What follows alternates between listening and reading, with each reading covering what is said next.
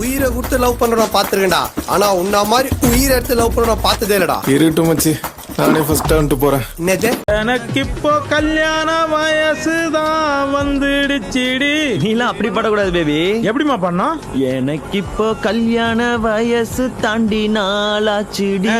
காசிக்கு போகவா, சாமியாராகவா, church father ஆகவா? ஏன் ஒரு பொண்ணை கல்யாணம் பண்ணி ஹனிமூன்லாம் போவோன்னு பாட மாட்டீங்களா?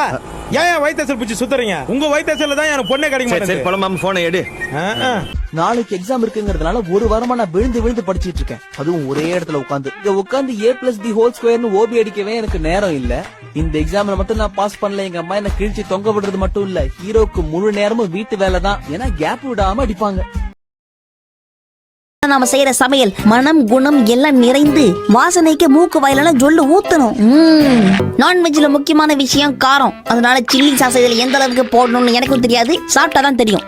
சில்லி சாஸ் டொமேட்டோ சாஸ் ஊத்தியாச்சு. அடுத்தது நம்ம உப்பை மட்டும் தான் ஆட் பண்ணணும். உப்பு இல்லாத பண்டம் குப்பைக்குன்னு சும்மாவா சொன்னாங்க?